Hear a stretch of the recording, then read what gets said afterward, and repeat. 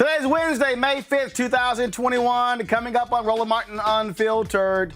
The fired Atlanta officer responsible for the death of Rayshard Brooks now has his job back. We will explain why. We'll also have updates on police abuse cases in Louisiana, Colorado, and New Jersey. In Illinois, Congressman Bobby Rush is calling for the release of all records from the FBI that show how they monitored the Black Panthers and other civil rights activists. In Texas, a group of businesses and corporations are appealing to legislators to intervene in the passing of voter suppression laws.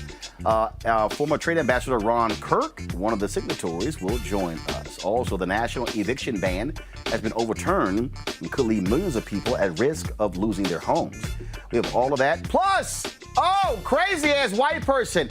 Did a white Republican in Colorado call a black state legislator buckwheat? Yeah, he did. It's time to bring the funk. I'm Roland Martin Unfiltered. Let's go. He's got it. Whatever the miss, he's on it. Whatever it is, he's got the scoop, the fact, the find. And when it breaks, he's right on time and it's rolling. Best believe he's knowing. Putting it down from sports to news to politics. With entertainment just for kicks, he's rolling. It's on go, roll, y'all. It's Roland Martin, yeah. Rolling with Roland now. He's funky, he's fresh, he's real, the best, you know he's Roland Martin now.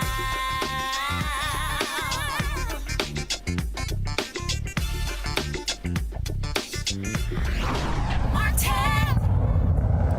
The cop who killed Rayshard Brooks has his job back. Garrett Ross's termination has been reversed by the Atlanta Civil Service Board due to the city failing to afford his right to due process. He also sued Mayor Keisha Lance Bottoms and Police Chief Rodney Bryant, claiming he used deadly force within the scope and course of his duties. You might remember, ROLFE shot Brooks as he was running away in a Wendy's parking lot on June 12th. If we have the video, please show that. This is, folks, and remember, running away. They were trying to detain him, but he ran away. Why fire? Roll it, please. He is facing 11 charges, including felony murder. The Brooks family attorney, they also addressed the media today following news of the officer's reinstatement. You know, this entire thing with the firing is not about the case, whether it's justified or not. It's about the city. You know, that's what we're trying to make clear. This is not about whether he's guilty or not guilty. This was a procedural error where Officer ROLFE didn't get his rights that apparently the procedures and policies have in place. So that's what we're not commenting about whether it was right or wrong. I mean, they clearly, from what the board said, did not follow the proper procedures for him. And that's just an error that cannot happen. Let's go to our panel. A. Scott Bolden, the former chair, National Bar Association Political Action Committee.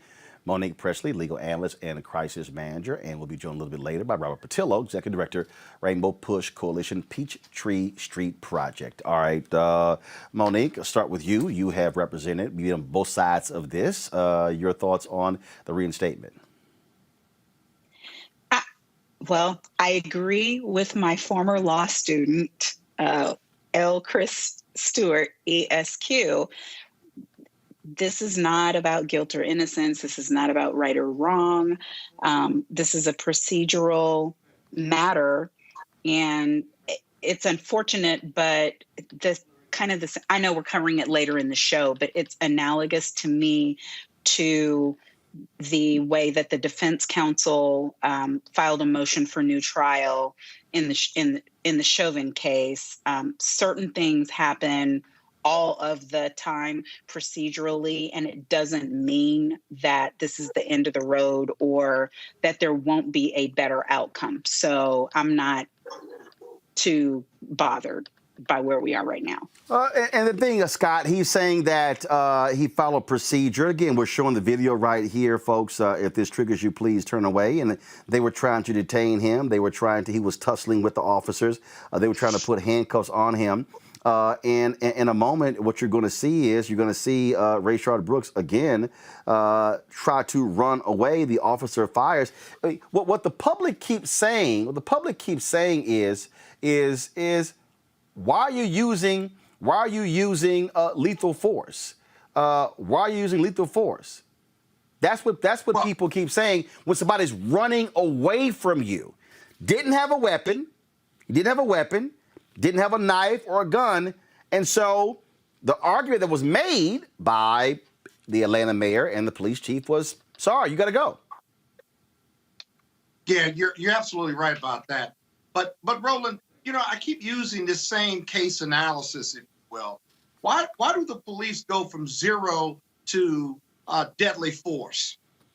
There's no in between with them. They're trained to do. Now, in this case here, again, if y'all could just go back, not the beginning, go back to you'll see there where ROLFE pulls his taser out, he fires the taser, okay? And then he pulls the gun out. But again, what folks keep saying is, okay, he's running away from you. If he's running at you, if he's trying to charge into you, how is your life threatened? How is the life of citizens threatened if somebody's running away from the police? You got his ID, you got his car, ain't like you can't find him. Deadly force is deadly force. Or you could chase him. Or how about you don't chase him and say, hey, we're going to bust your ass when you get tired. Don't worry about it. We're going to find you. Basically. But remember this too, Roland.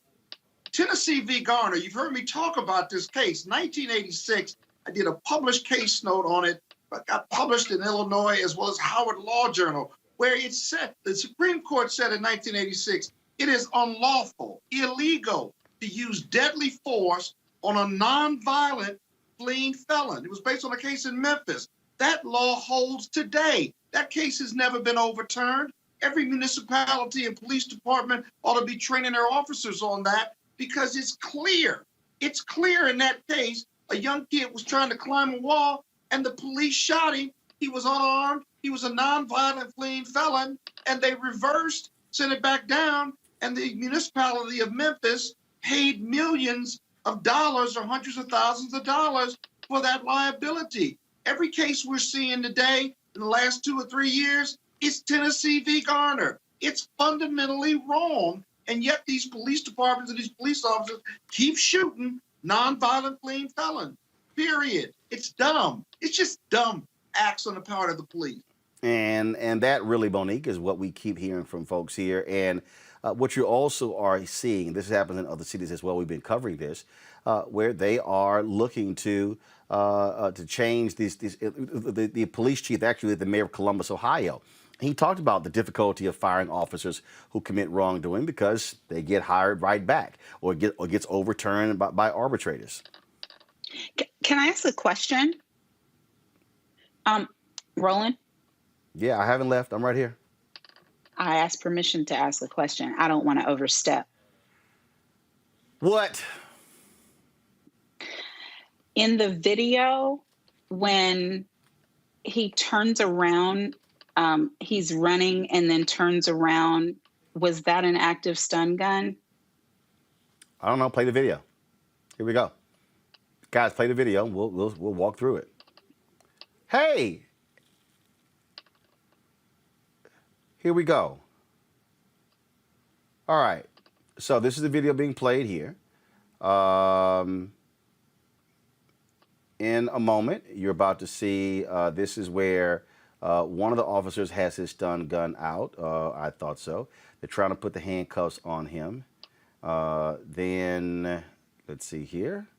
One officer's trying to jump on his back. Then all of a sudden, they're both they're tussling with him. You're going to see in a second, he grabbed the stun gun and from one officer. Then one is they're chasing away, and then.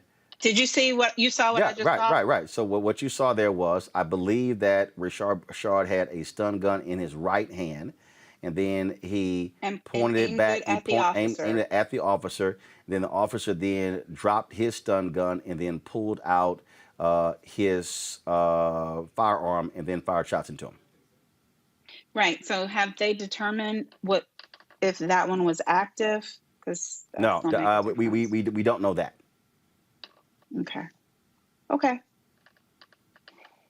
But the issue, I call balls and strikes. And obviously, that's my former law student, colleague, and friend Chris Stewart's case. And I still do not think that deadly force was necessary, and I think that officers go to that more than they should, as Scott said. But of course, this is not the Tennessee v. Garner case. This is not where it's their first thing. We saw an escalation. They tussled first. They tried to restrain him. They tried to use handcuffs. They tried to use physical strength.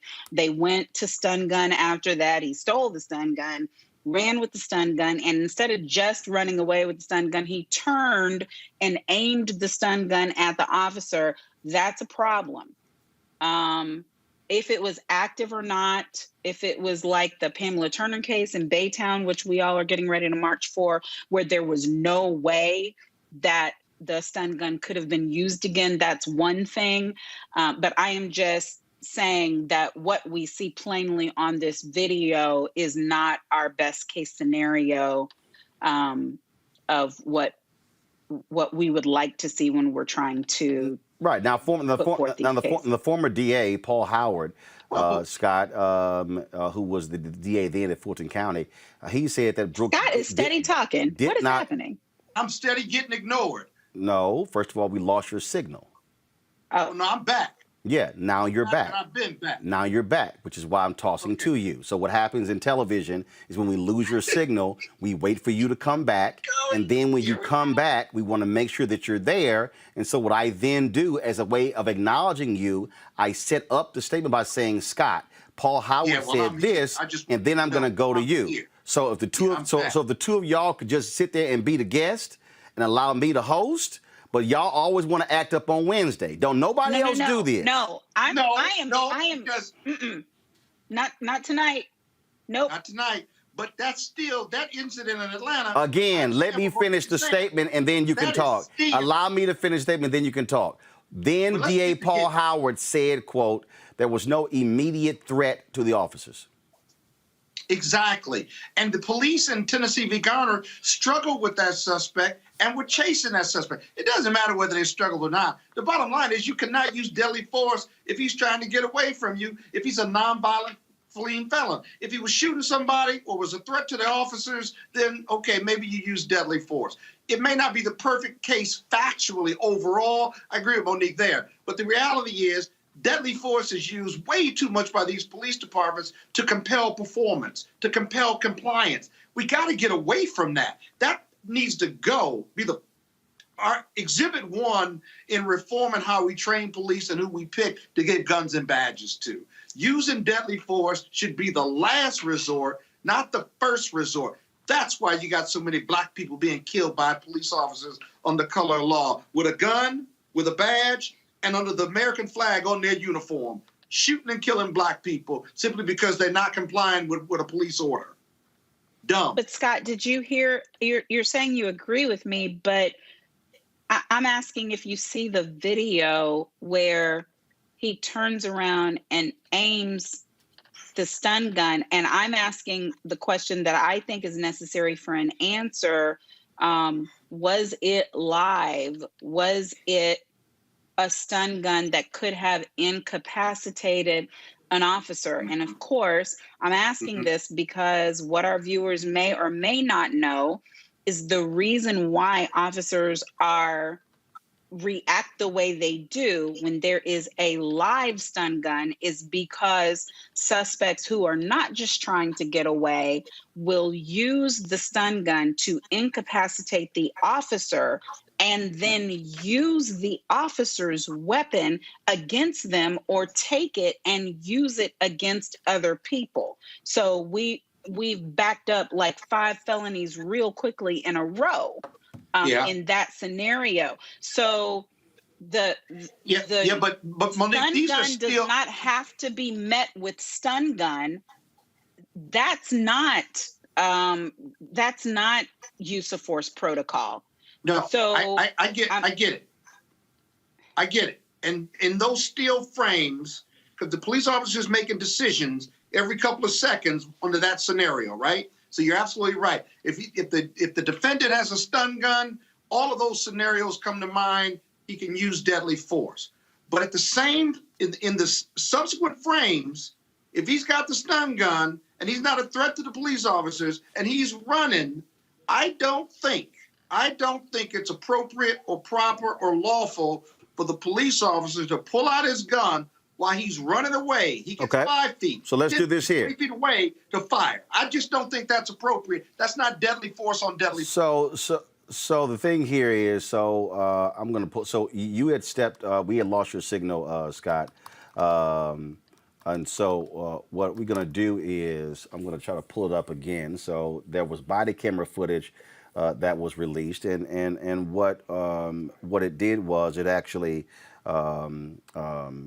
showed that particular point when he was running away, and then he had grabbed the stun gun.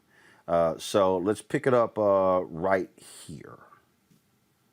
So you see right here, Scott. So you see the tussle. Then all of a sudden, then you're gonna see in a moment. So you see one of the officers grab the stun gun. He's trying to shoot him in the leg. Rayshard then grabs the stun gun, and now he's tussling with the officer over the stun gun. Then in a moment, you're gonna see him stand up. He's gonna have the stun gun in his left hand. He's gonna switch it to his right hand in just a moment. Right. So you see, get the stun gun left hand. He pushes them off. He's now pushes off. He fires. The officer ROLFE fires the stun gun. He's now running away. So that was that was the dash cam footage. So come back to me. What I'm gonna try to find is the other angle. So that was just simply one angle. The other angle you actually saw the angle of the shooting taking place. Give me a second. I'm trying to fast forward it here, because you're going to see the angle where it was fired. Right. That would be helpful. Monique, was he shot running away with the stun gun facing the officer? If you follow my question, or right? No. By the time the shots were fired, I think he had swiveled. But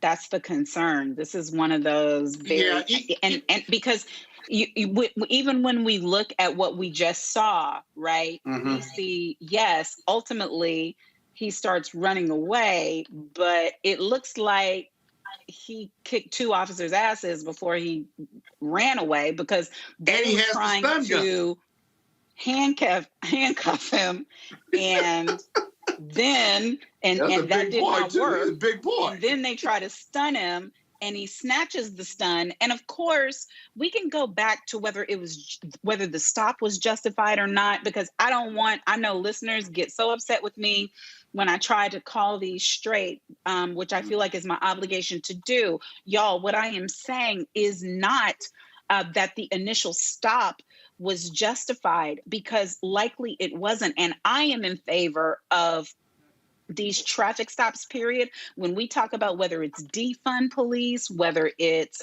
reallocate police, whatever wording you want to use, I would like for our traffic stops to become much safer, because they are handled by people who cannot make life and death decisions, because they're not carrying the weapons to be able to do that. So that even the most hardened criminal knows that if he gets pulled over because his tag is expired, what he's going to get is a ticket because his tag is expired. Okay, here we go.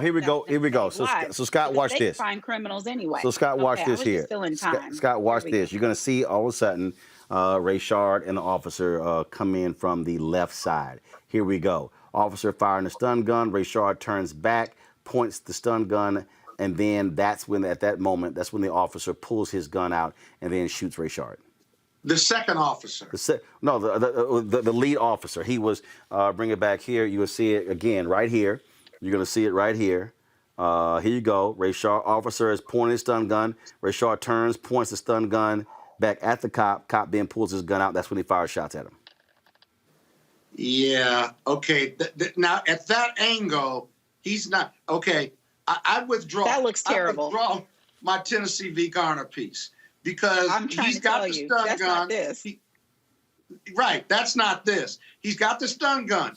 He's got a weapon. He's not nonviolent right now. He'd be better off getting rid of that stun gun. But he fired on the officer. It looks like he hit the officer, and the officer That's fired. what it looked like. I need to see. Is there nothing? Yeah. No, Is we, the what we don't actual have. We do. I don't believe they have released the body. I don't know if the body cam footage of ROLFE was released. Again, this is the video here. I don't believe the body cam footage of ROLFE has been released because the other body cam footage we saw was Because he falls up against the red car. Watch this. Well, actually, the problem there is you see him going, but he actually does it because they froze this video here. They freeze it versus allowing it to continue. We'll find the other video and then where you actually saw it because at that point he pulls his gun. In this video, it looks like he got hit by the stun gun. Right, but actually the other video he pulls his gun out and then that's when he fires because in that one you see he's still running. What happens is officer pulls his gun out, fires at Rayshard. Rayshard goes down immediately. Robert Patillo joins us right now. Robert, what do you make of what do you make of the people giving ROLFE his job back? But still, the contention of the former DA, Paul Howard, as well as the family of Rayshard Brooks, that the officers still use excessive force. Your thoughts?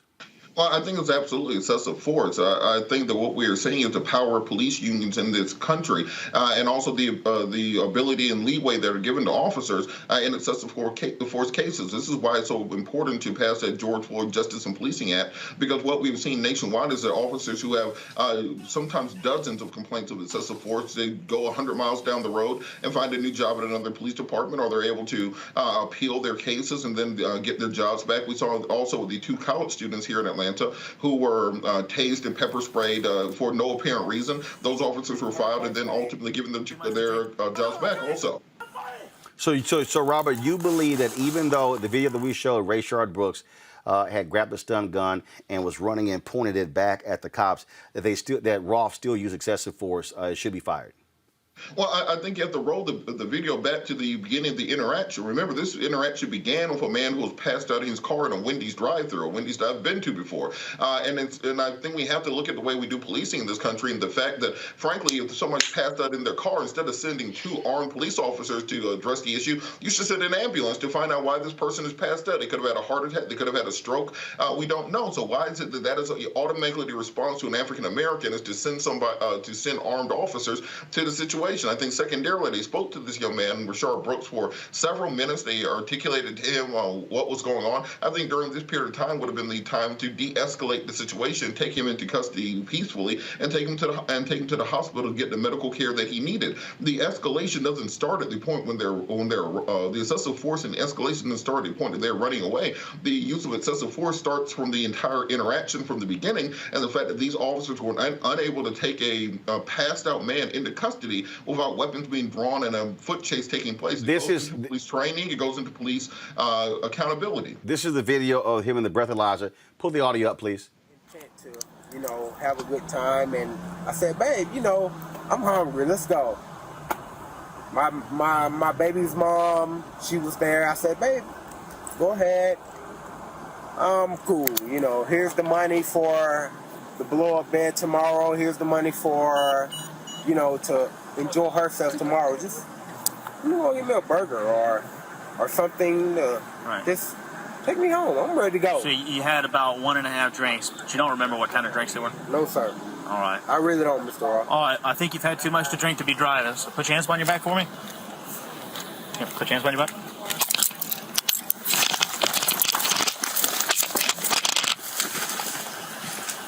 All right. Hey, stop fighting. Stop fighting. Stop fighting. You're gonna get tased. You're gonna get tased. So that's where, again, that was the body camera footage of ROLFE. So I'm not quite sure what happened there, where I don't know if his camera fell off or whatever there. So, so I have all 3 of you on. Okay, so let's talk about again policing. Here's somebody slumped over, breathalyzer. They want to handcuff him. You saw that it wasn't acrimonious. It wasn't until they tried to cuff him, then all of a sudden the scuffle ensues. The question that people are raising, it goes to, okay, you have this scuffle, you have back and forth, and he's scuffling with 2 officers. even the point when he takes off, do you use deadly force? There's nothing on the flip side of death. Death is death. So do you use deadly force? And from a policing standpoint, how do you change police policy in this case when you're trying to detain someone, you try to cuff him, he resists, he tussles with both officers, fights with both officers, and then grabs the stun gun of one and then starts taking off running. ROLFE follows him with the stun gun. Then when he points back with the stun gun, then he pulls the gun out. So the question is this here. Are you saying, Robert, Scott, which is different from Monique, are you saying that the officers should allow him just to take off and say, all right, this was suspected drunk driver. He taking off running. I'm not about to sit here and chase after him and potentially fire my gun at him. What should the policy be for officers in that situation? Well, if you're starting with me, I would say from the beginning of the interaction, when you're speaking to him in the police, in his vehicle, at that point in time, you could have handcuffed him then, and then had the entire conversation with him already handcuffed. But Robert, hold on 1 second. They were doing a field sobriety. Okay, one second. Hold up. I gotta go back. Robert, this is the actual video. You see right here. Go to market. This is the officer going into his car. He's getting the breathalyzer kit. Okay? You see it right here. This is ROLFE's camera. Okay? Now, pull the audio up, please.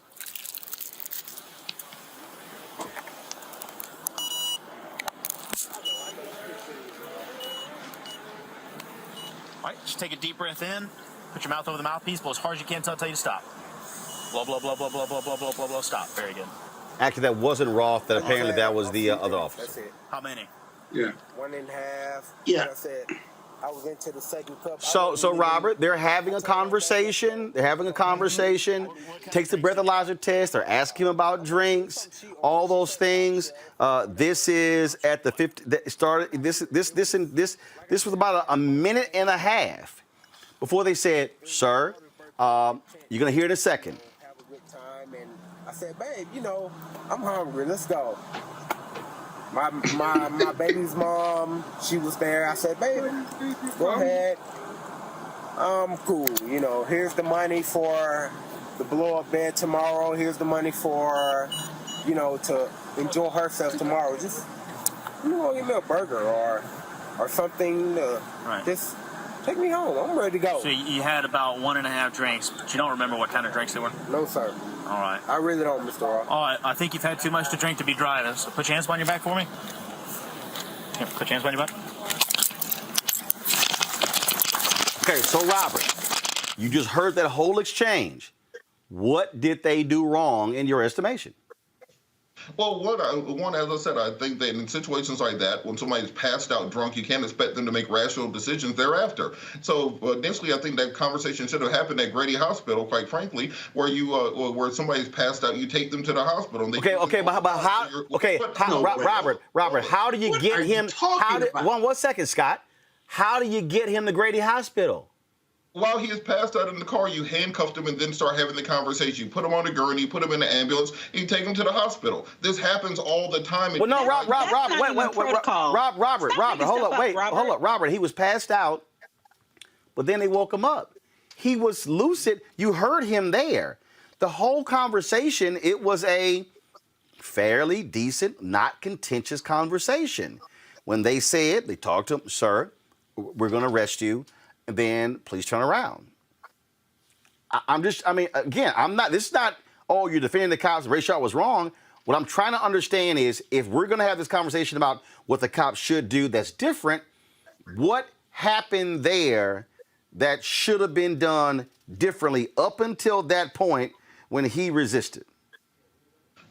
As I said, I think that even from an officer safety perspective, that frankly having the two officers surrounding him at the time, somebody who was just passed out drunk, that they probably should have had him already restrained at the time that you're having this conversation. You articulate what the issues were. If you find that he passes the breathalyzer test, that there are no remaining issues, then you release him to into the pub to go home. If you find that there are issues, then you take him in for medical care. If you find that there's some criminality, you take him into custody. I think a foot chase in the middle of the night is probably the worst of all possible outcomes in this situation, and that comes from police not following the proper steps to secure the scene prior to executing an arrest. Scott? Robert, you are bastardizing the police procedure and process. He fell asleep in the car at the drive-thru because he was drunk. They gave him a breathalyzer. They were very professional with him. And if you say that was a lucid conversation, first of all, don't ever admit you had something to drink to the police, ever, even if you did have something to drink to the police, because you're going to get arrested if you're driving. He said, I had 1.5 drinks, but I don't know what I had. Well, I got to presume you had a whiskey or you had a vodka or a beer. Don't admit that. Once he admitted that, he's going. He's going. I don't care, because he's driving, and 1.5 drinks in most jurisdictions will get you to 0.08. So once he admitted that, and he blew, I couldn't tell what he blew, they were going to arrest him. Once they arrested him, secondly, don't be, he's tussling in the streets with the police trying to get away. That's a dangerous situation, but he's driving that narrative. The police aren't driving that narrative. He is. They're reacting. Got it. He gets the gun, right? And then he starts to run. Then he points it at them, right? So he points the stun gun, Felon with a stun gun, he could be dangerous to himself. He could be dangerous to the police officers. If you let him go, he's still got a stun gun illegally stolen from the police, and they draw fire, and then they shoot. I can't tell you whether it's a close call on a discretionary judgment piece on do I shoot or do I use my stun gun, but I know one thing. I know I've got a fleeing felon, I know he's got a gun, and I know he's dangerous now because he's got that stun gun and it's stolen from the police department. Monique. That's a lot for the police to process. Monique. A lot. Monique. Yes, I'm here. And I No, I'm saying, time you talk. Go. I was starting. Jesus. Y'all, yes. I was here. I'm present and accounted for. Man, come on, go. Bobby, come on. Bobby Rush is waiting. Let's go. I agree with Scott, and I am concerned. Robert, the whole way that we maintain some authority as experts on good shoot, bad shoot, no shoot, right? On what excessive force is and isn't, what police misconduct is and isn't, is if when it's a close call, when it is what is unfortunate but a justified shoot, or when it's a case like this where from the reasonable officer's perspective, it could have gone either way. I think we have to concede that. Yes, I have said that the start of this interaction could have gone differently, but we have to keep in mind the officers didn't wander there on their own. They were called because there was a man behind the wheel of a vehicle who was sleeping, not in a parked space, but in the drive-through lane. And so what I see from officers is in alerting him and waking him up, he puffs on his own. He's answering questions on his own. I'm not going to say if he hadn't resisted arrest, he'd still be alive. I don't know that. Got it. And I don't know that that was the single thing, but it is closer to that in this situation than in others, because it's very obvious that the only time they had a scuffle was when Mr. Brooks refused to, with no warning really, refused to be handcuffed. And that even then, when he had kind of bodied one of them where he was lifted off the ground and fell and pushed the other one to the side, even then, they went for stun gun, not gun. Got it. Yeah.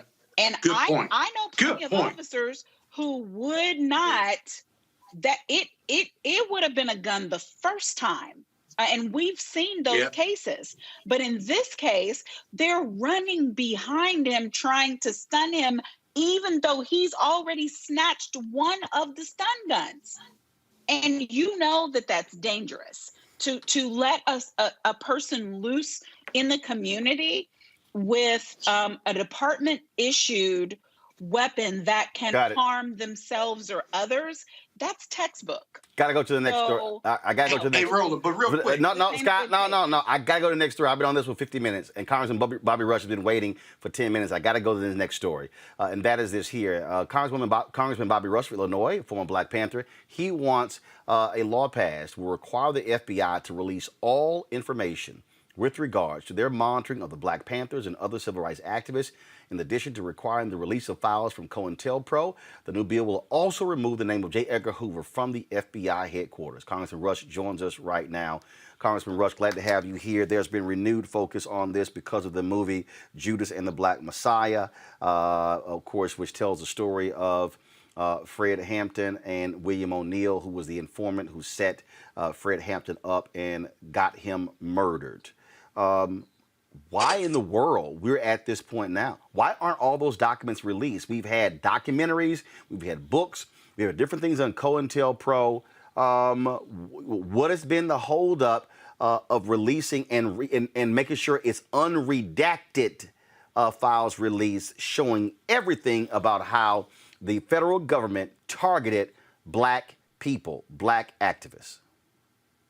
Well, Roland, first of all, I appreciate your friendship over the years, and I welcome this opportunity to be on your show once again. And answering your question, frankly, timing is everything, and I think that there's a conversion of interest and events that really says that this is the proper time to ensure that the files that have been kept in secret by the Department of Justice on the COINTELPRO program and the lives that it costs and the hurt and pain that it caused over the years that be exposed. So this is indeed, and it wasn't done before, but as you know, I'm the sponsor of a bill to make lynching federal law, and we've been trying to get that bill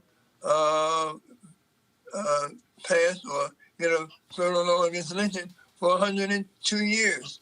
So I don't know. This is the right time for it, Roland. That's all I can say. It's the right time for it. The thing that jumps out here again is that, like I said, we've had these stories, we've had all of these things, we've had like I say, the documentaries and the movies and things along those lines. But we still do not know the full extent to which the FBI deliberately attacked Black people. In a few years, these audio tapes of Dr. King are going to be released. Right. And David Garrow has already written a story based upon the FBI notes, and it's salacious material. Making all kind of different allegations of extramarital affairs. This FBI agent writes down that there was this alleged rape that took place, orgies, all this sort of stuff. And it shows the extent to which J. Edgar Hoover, and let's remember, those wiretaps were authorized first by Attorney General Bobby Kennedy, and how the FBI targeted not just King, but targeted Fred Hampton. And then, of course, now this notion, the FBI gave the directive to kill Fred Hampton. Why would folks fight it? Why would they fight it? Do you believe your Republican colleagues will go along with the release of this information? Well, that may play a part in it. I'm not really certain, but that might be something that becomes a reality. But I think that more than anything else, one of the outstanding factors that exists right now is the fact that we got an Attorney General, Merrick Garland, who seems to be anxious to do the right thing. And I think that he's probably motivated by his treatment for a nomination to the Supreme Court. So he's a more dedicated ally right now. I think that the Biden administration has certainly created a scenario because based on the dynamics and the South Carolina influence on his total election. So I think that this is, history has revealed this as a moment in time that we should go forward and seek knowledge about the FBI's, as you said, spying, not only spying, but creating havoc. I mean, in the instance of the Illinois chapter of the Black Panther Party, I know this firsthand, that the FBI tried to create a gang war, a street war between the Black Panther Party and the Black Stone Rangers. I mean, that's pretty well documented, and we were smart enough to avoid that. So the scurrilous, underhanded, lawless, racist history of the FBI as it relates to the Black movement, liberation movement, movement for human rights, movement for justice in America, it has to be exposed. Now, all those, including Garrett's book, all those we've never had the federal government, which is the official state engine. We've never had an official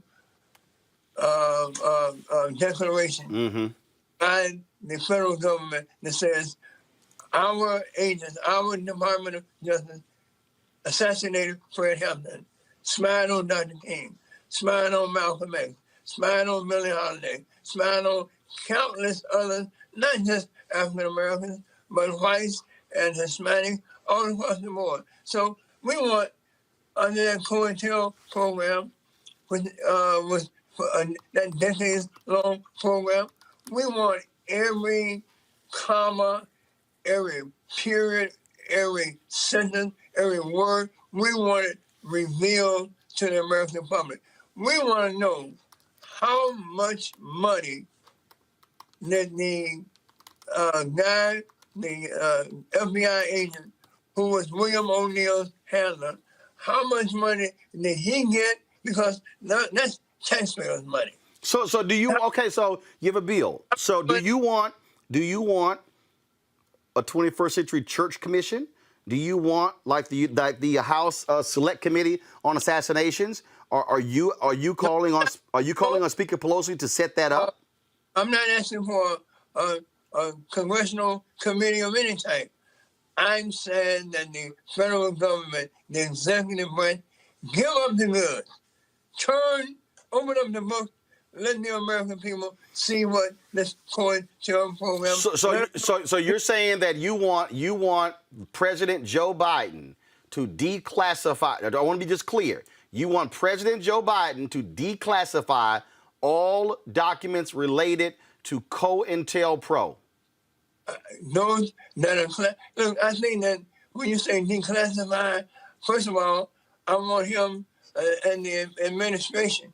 I want his administration to justify classifying this information, particularly the murder of Fred Hampton and Mark Clark after 52 years. I want them to justify this being classified information. And if you can't justify it, then my bill says we're going to set up a committee of uninterested parties, and that will look at those documents that you have classified and make sure that these documents will stand the scrutiny. Got it. Okay? So, but we want to, we want them to open up the book, reveal the truth about Fred Hampton's assassination. And let me just say this to you, Roland, and you know this, but Fred Hampton's assassination was the only assassination in American history that was ordered by the state. That was a state-sponsored, federal government-sponsored assassination of an American citizen. Nobody else who's been assassinated in this country, Abraham Lincoln, Surratt, the Kennedys, and Dr. King, none of them were assassinated by an official arm of the federal government. Got it. Only Fred Hampton. And we want to know how much money was paid through J. Edgar Hoover to Roy Mitchell and to William O'Neill as reward money. Got it. Money for Fred Hampton and Mark Clark's life. That's what we want to know. So, last question for you. Have you sent a letter directly to President Biden asking for this to be done? No, I sent a letter to Merrick Garland. To the Attorney General? To the Attorney General. I talked to the Biden administration just this very afternoon. All right?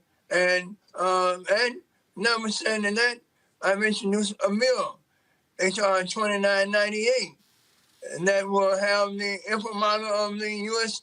Congress in line with this demand to get COINTELPRO, every sentence of it, every paragraph, every dot in it, released to the American public.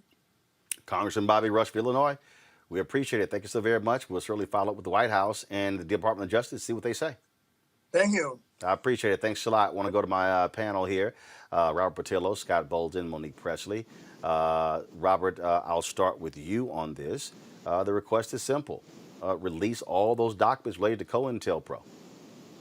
Well, it's interesting because you would have thought that this would have happened already. You thought this would have happened during either the Obama or the Clinton administration before that. This is one of the most shameful parts of American history that we still deny until this day. If you talk to many black people, even, especially some of your white counterparts, and talk to them about COINTELPRO, many of them have no idea that this is part of American history. The letters from J. Edgar Hoover to Martin Luther King, the spying of the Black Panthers, the number of African Americans who are still political prisoners until this day or living in exile overseas as a result of the programs of the federal government, not to mention the numbers who died in prison cells because of their activities in seeking the liberation of African Americans in this country. When we talk about the people who fought and died for us to have the rights that we have today, it wasn't just singing, it wasn't just marching, it wasn't just Selma and Montgomery and some hoses and some lunch counters. There are people who sacrifice absolutely everything that our American government is covering up until this day. It's crucial for this information and more information to come out. We need all the files to be thrown open. Frankly, I think the scope is actually too small. I would like to see everything from Reconstruction until the present day being thrown open as to what was done to stagnate the progress of African Americans in this country. And when people have these questions about why the black community is in the state it is currently, you cannot look at that without looking at the role of the federal government in stagnating and destroying black leadership and preventing us from reaching many of the goals that we set out as a community. Monique?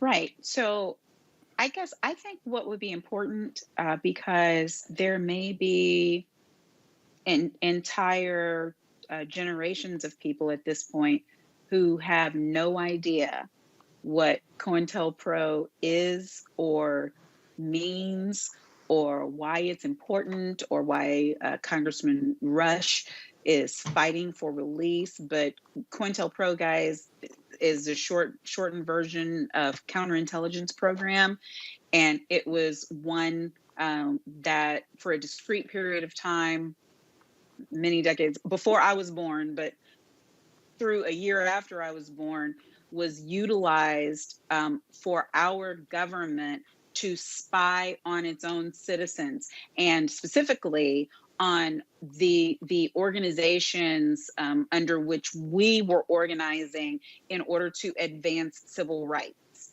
And so the work that they did, which was illegal, should be exposed. And for those who know about what happened, the opposite side of the argument is that it would be destabilizing because we maybe would find out too much about how, the big bad boogeyman is us. It was the FBI, it was Hoover. But I know these are things that kids don't even know anything about and therefore maybe can't get behind.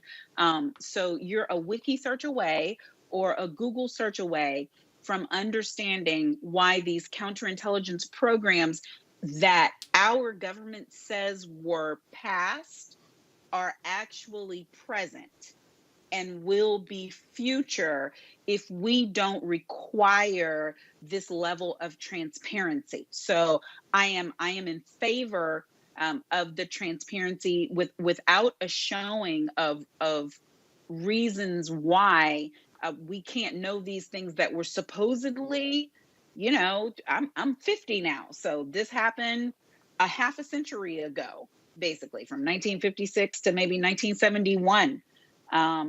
But we do need that information. And for any of you who are just hearing about these things for the first time or don't know that when you hear COINTELPRO, that's what it's labeled under. This is what we're talking about. And it's important because it affects the way that Until Freedom is maybe surveilled. It affects the way BLM is surveilled. It affects the way we move now, whether it's Black Voters Matter, NAACP, LDF, all of our organizations, we stay safe out in the open light and knowing that our own government does not have permission through the Constitution to spy on us through the Federal Bureau of Investigations. And so this does matter. Scott? He agreed with me. The reality is, Scott, you gotta work on your Wi-Fi, man. You've been going in and out all damn day. You need to work on your system. No, I got my system. Hold up, Monique and Robert haven't gone down. They did. They just came back before me. No, they didn't. Let me just say this. That's that janky computer you have. Must be a PC. Go. Okay, anyway, let me just say real quick. Don't forget about Nixon's hit list. And for the young people out here, don't forget about the Trump administration, because let me tell you, all four of us would be on Nixon's hit list and probably on Trump's surveillance, given our efforts to save the country. These were freedom fighters in the 40s, 50s, 60s, and 70s. They were speaking out. And be honest with you, they were under physical and violent attacks on a daily basis. So they took up arms too, including the Black Panther Party, not because they were a violent vigilante group, but to protect themselves and protect the Black community. And so it's really, really important.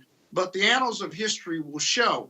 And if you notice what Judge Amy Berman did today, why this is so very important, is because she just released or ordered to be released Bob Barrs, rather, the former AG, his documents and his write-ups and memos on why he decided not to prosecute the president that they had buried at the AG's office. But because of Judge Amy Berman, who I've appeared before several times, she's released that or ordered its release, and then the lies and found in an order, a written order by a federal judge, that he had purposefully misled DOJ officials and the public about his non-prosecution of Trump, that it was a political memo that originated within the AG's office, and that he purposefully misled us in regard to the decision to not prosecute Donald Trump. That's a huge case. I don't know if we're talking about it, but this is what this bill gets to and what the congressman is talking about. Hey, 21st century version. hey, I'm all for it. I'm all for it. Speaking of all for it, folks, you have corporations who are using their power to put pressure on Republicans when it comes to voter suppression. In Texas, you have HP, Levi Strauss, American Airlines, and Microsoft that have signed a letter written by Fair Elections Texas urging Republicans to uphold equality when it comes to voting. This is what they wrote. Quote, "We believe the growth of free enterprise is directly related to the freedom of its citizens. Freedom is preserved in our democracy when we hold free and fair elections that protect the fundamental rights of all Texans. We believe that Texas elections should be convenient, transparent, and secure. We believe the right to vote is sacred. When more people participate in our democratic process, we will all prosper. We stand together as a nonpartisan coalition, calling on all elected leaders in Texas to support reforms that make democracy more accessible and oppose any changes that would restrict eligible voters' access to the ballot." Now, what has happened in Texas is that for the letter from Fair Elections Texas arrives on the heels of voter bills passed by the Texas Senate that would slash extended polling hours, prohibit drive-through voting, and make it more difficult for people with disabilities to vote by mail. Joining us right now is the former mayor of Dallas and also the former U.S. Trade Representative and somebody with an okay golf game, Ron Kirk. Always good to see you. You know, you just got to go there, but good to hear from you, my brother. Indeed. Always glad to see you. Good to talk with you. Look, let's just cut to the chase. Republicans are trash all across the country. They're pissed off that Donald Trump lost. They have chosen to go with the lie. They have chosen to support it in every single way possible. You've got Senator Ted Cruz, who spoke truthful once about Donald Trump once, yet he posted a photo today of him having dinner with Donald Trump. They want to use their power controlling state legislatures to literally shrink the opportunity for folks to vote because they want to rig future elections. Roland, you know, you and I both are Texas boys, and as we say down here, that ain't a question, that's an answer. I mean, I don't know how I could put it any more plainly than that. And now the reason I think you're seeing corporate America stick their neck out and wade in the territory that many of them normally don't. They don't like getting involved in partisan fights. But we have seen corporate America for the rights of their employees, as they've done years ago. Corporate America was way ahead of the government in offering health care to the partners of those who weren't married. They were way ahead of the government, protecting the rights of the LGBTQ community and the trans community. And just as they spoke out against those horrific events that we saw in Washington on January the 6th. Now, I would say we did challenge them, and thank God for the leadership of Ken Chenault and Ken Frazier at the national level, that this was not an issue they could sit on the sidelines. And Roland, I was so looking forward to being with you because I knew you would break it down for what it is. If I hear one more time, you know, what's the matter with voter ID? And if I have to show an ID to get on the plane, this isn't about voter ID. Right. Most of these states already have voter identification standards in place. This isn't about ballot integrity. As I know it was a different topic, but as both of the prior speakers noted, it was Donald Trump's own attorney general that said, look, this was a fair election. There was no fraud. Hold up. 50 states certified it. Republican secretaries of state, they have said even they were wrong. You have the Secretary of State in Georgia who supported Trump. Okay.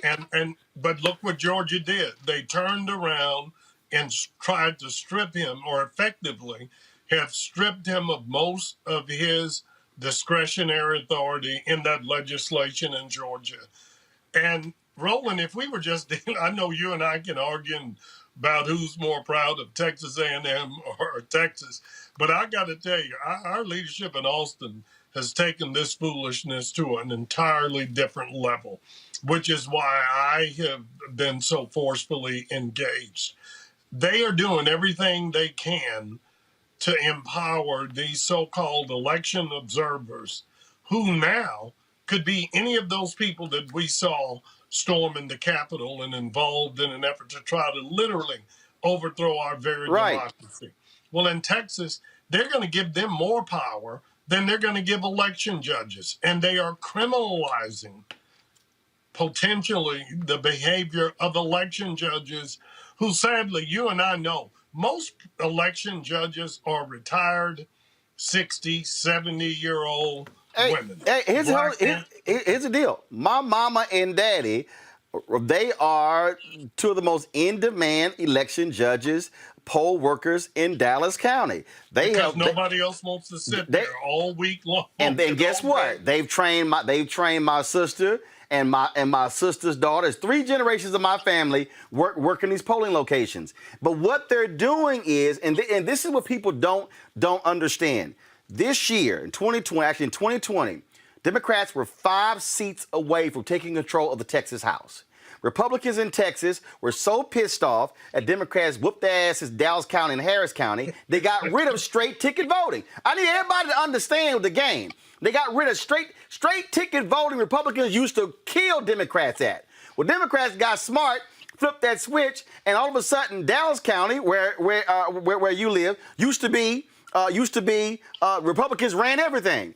Flipped it, all of a sudden, Democrats sweep. Harris County, Houston, sweep. They've been losing in the suburbs. And so they're now freaking out because what they're looking at is they're like, oh my goodness, all that recruiting of companies from out of other states, they bring the employees with them and their political ideology. So now they're scared. They're mad at Chris Harris in Harris County, who created the drive-through voting. I don't understand. There's no Republican that can explain to me what is wrong with sitting in your car, pulling up, showing your ID, handing the ballot, filling it out, handing it back, and saying, no, you got to physically walk into the building. Roland, I'm just a little bit, I guess, which I hate saying it because I know you'll use it, but I'm old enough to be your big brother, and I'm 66 years old. So I've lived to see my parents have to fight the poll tax and your parents. Yeah, mine's 74. Yeah. And when we got on those buses and were met with rocks and cuffs, and we used to always say, when people, Republicans would always say, we're not opposed to busing, we're just opposed to this. And we had this saying, it ain't the bus, it's us. And there's nothing wrong with anything you articulated. It's the fact that we got creative, which we should have done during the most frightening, dangerous health pandemic in 100 years in our country. Chris Harris should be lauded as being a hero. That's right. For coming up for more ways for people who were registered, legally entitled to vote, to do so. But what I want your listeners to understand, particularly if you live, you can't sit this one out. You have got to get involved. The Republicans are trying to couch this, as Roland said, as ballot security and integrity. And they will ask, how much fraud's enough? This wasn't about fraud. I mean, think about this. More people have been killed by gun violence and mass shootings in probably the last 3 months that they found had illegally voted in the entire 2020 presidential election. But yet every time you bring up doing something to control guns and make our country safer, the first thing they do is go, oh, this is a Second Amendment right. Now's not the time to do it. Well, there is no right more critical to the functioning of our democracy than the right to vote. And you know what's worse, what really offends me, Roland, you mentioned it, and God bless your parents. We've only had the right to vote for the last 50 years. That's right. That's right. I mean, it's really only been since the passage of the Voting Rights Act, You're right. 1965, that we've had the right to vote. And yet now they want to implement some of the same tactics that they put in place then so that they could make sure that they could ensure the integrity of the elections. It didn't work then. It shouldn't work now. Those of you who have benefited from the labor of my parents and Roland's parents and Dr. King, you know how hard they fought for us to get the right to vote. Shame on you if you aren't willing to fight equally hard to preserve it. Now, I'm going to go ahead and say this here because I said this. It was a CBC panel, and they had all the civil rights people, Sherlyn Ifill, Vanita Gupta's, now in DOJ. They were all up there. And I said to them, I said, y'all, black folks, we on this. I said, I need y'all to challenge these white folks because they're targeting young white voters. They're targeting these college campuses. They're moving early voting locations off of these campuses. This whole ballot drop box deal, I mean, to sit here and now say, not only we gonna move the ballot drop box on the inside, which means you can not only use it when it's during voting hours. They even changed it where if my parents voted absentee and they said, son, take mine with you to drop it off, the law says I literally cannot physically carry my mama or my daddy's envelope. They have made that illegal. Roland, these bills in Texas are so let me say this. Fortunately, they haven't passed. But some of the elements of what has been proposed, I mean, they're just mean-spirited, and you can't see them for anything but what they are. I mean, this is as Jim Crow as it could be. And I've had more friends say, well, but you don't think, we're being racist. There are arguments on good side. And I've told them, saying that to me, someone like me who watched my parents struggle to pay the poll tax is just as offensive as hearing Donald Trump say after Charlottesville that there were a lot of good people on both sides. Not on this issue, not this. And we have to do everything we can to stop it. And I'm so grateful to those handful of business leaders that have stepped up with us. American Airlines, Dell Computers, IBM, so many other companies, REI, and others in Texas. But we need those of you who are listening. If you live in Texas, if you have friends in Texas, pick up the phone, get them to call their legislators and tell them that this is unacceptable and we're not going to stand for it. I agree 100%, and I'm gonna close on this here. I still fundamentally believe it had to be a true act of mercy and act of God that this woman here married you. Y'all go to my computer. This is Matrice Ellis Clerk. This is Matrice Ellis Clerk, the wife of Ron Kirk. I don't know how. I mean, she just had good things happen to good people. My man, always good to see you. Tell her I said hello. Come home, man. Come home. Come on. Quit running. Come on. Get no, the whooping. I'm gonna come home, but my parents want to come. Go see mama. No, they want to come visit me. They want to come visit me. I'm flying them up next week. Come get your whooping. Okay. I got the vaccine. I'll get you vaccinated. I'm already vaccinated. I'm vaccinated. I'll be happy to take some of that legal money. Well, you're going to get another shot. Hey, all seriousness, we need your help. Thanks for shining a light on this. We're going to fight it as long as we can and hope we can get common sense and decency to prevail. Appreciate you, my brother. I'll be down soon to help Deborah Peoples become the first black mayor of Fort Worth. So I'm giving her money. I'm gonna give her money again. Give her money again. Right. If one more person asks me, "Do you think she can win?" I tell them I have no idea if she can win, but I know this: if you don't vote, if you don't give, she doesn't have a chance. So do what you can. She's supremely qualified for this job and would be a great mayor for Fort Worth. All right, then. Ron Kirk, we certainly appreciate it. Thanks a lot. All right, my brother. Thank you, sir. Real quick on my panel here. This is all hands on deck. I mean, what we're seeing, and then it did just start in Georgia. We're seeing 47 states, Robert. But the bottom line is this here. Democrats have a very slim majority in the House, 3 seats since Congressman Alcee Hastings died. Now Ron DeSantis is going to leave that seat open. I saw one story for the next 280 days before they have a special election.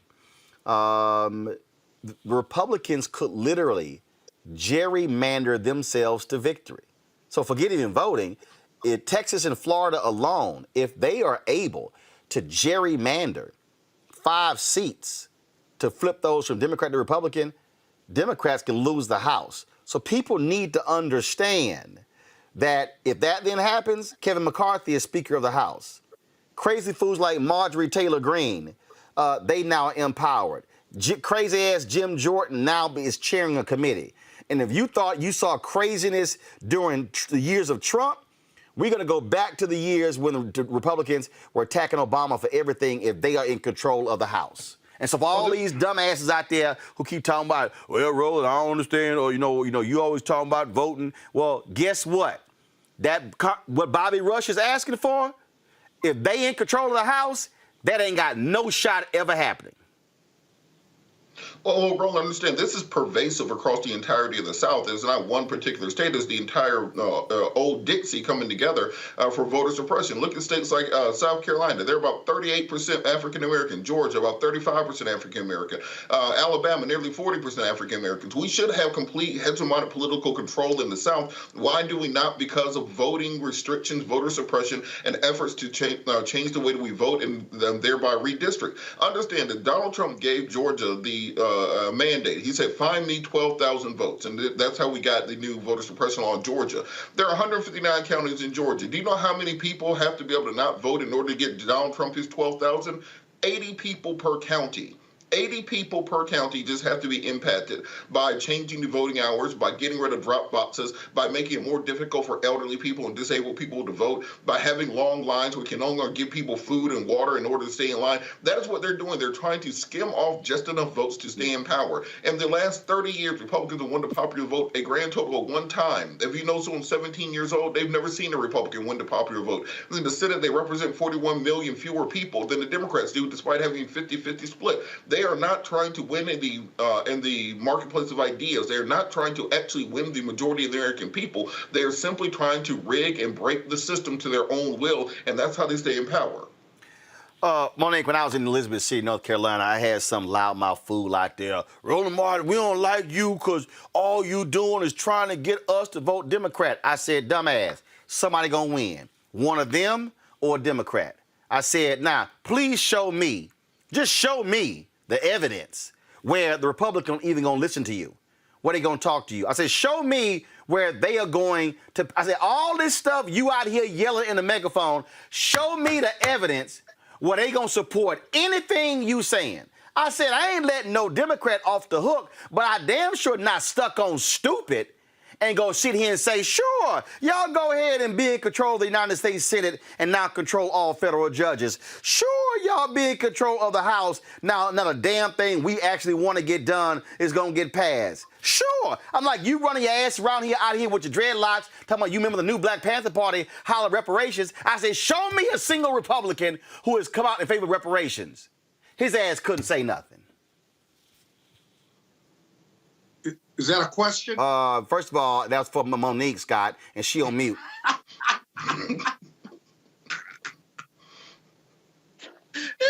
Now you want to talk and your ass on mute. Go ahead. Y'all, between you and Scott, his jacked up cricket Wi-Fi, y'all go ahead. Yes, the heckler in chief was a whole mess, but reflected loudly a point that I don't think we can ignore in terms of the difference between what is actually happening and what people who don't spend their life watching news all day, living news at night, reading news, reporting on news, etc., they get bits and pieces because they have entire lives and work and family and etc. That they have to pay attention to, or just straight survival. And you know what he said, juxtaposed to not just everything you just said, Roland, but let's look at Mitch McConnell today, as Jennifer Epstein reported. He's quoted as saying he is 100% focused on stopping this administration. And then the press secretary, Jen Psaki, when asked about it, says, well, contrast, because we're 100% focused on delivering, relief to the American people and stopping this pandemic. But McConnell, he wasn't quoted out of context. It really is the same as it was in the Obama era. And it doesn't even matter that what this administration is trying to do is going to help so many. He didn't say, I'm 100% focused on helping this administration succeed with an eye to our principles and holding them to the fire. He just said, stop them. Like, whatever it is they're trying to do is what we're trying to stop. So, hello, taxpayers out there, people who are working out there, people who enjoy your Obamacare out there, whatever it is that this administration is trying to do, that $1,400 check, they're trying to stop that. The vaccines in arms, they're trying to stop that. The Obamacare, the affordable health care, insurance for other people, and the expansion that President Biden wants to do to it, they're trying to stop that. This jobs bill, forget about it. The George Floyd justice in policing, don't even think about it. Any single thing that directly affects your life, understand that the people who are in power right now in the so-called grand old party, they are trying to stop it. That's you too, Republican poor people, Republican middle-class people, because there's so few of us, it's not even us, who are legitimately wealthy. So you need to understand, grand old party, they don't have your principles. People like Liz Cheney, who actually have your principles, they're trying to vote them out. This is the party of Trump. You are in the party of a certified fool. Now, do you want to stay there, or do you want jobs and health insurance and benefits and an increased minimum wage? Just saying. This is very simple for me, Scott, and I really don't care. When I see what Republicans are doing when it comes to voter suppression, I'm very clear. If you are standing on the side with Donald Trump, I want all those punk asses to lose. Every single one of them. U.S. Senate, congressional races, state rep, state senate, governor, county commissioner. I want all of them to lose. I will not be silent on this one. The Republican Party does not give a damn about black people at all. They are servicing a white conservative constituency. They don't care about black evangelicals. They care about white conservative evangelicals. They are the party of white nationalism. They are the party of white supremacy. They are the party of Tucker, keep as many white people in America as possible, Carlson. They are the party of OAN. Tuck 'em. They are the party of Newsmax. It is about whiteness, and it's a certain type of whiteness. They don't want anybody white who works for me. They don't want none of their votes. They want that grossly uneducated fool in so-called middle America who is all about God, gays, and guns, not realizing that the very party they are supporting is in bed with the Chamber of Commerce and big money. All these fools, they are anti-union, but these fools are hollering, I need a job. And so excuse me, so for all y'all out here, okay, who are sitting here complaining, oh man, I see you dumbasses, Roland, you shilling for Democrats. No, fool, I'm shilling for black people. I'm standing up for black people because I know how to read. I know how to listen. I know the difference between a party that empowers a grifter like Candace Owens, Brandon Tatum, C.J. Pearson, that punk Vernon Jones, that nutcase Angela Stanton King, and the difference between them and people such as Latasha Brown, Tamika Mallory, and folks like that who are fighting for issues we care about. They are not self-identified Democrats, but they understand the issues we're facing. Now, if some of y'all want to be stuck on stupid, if some of y'all want to sit here, both parties ain't shit,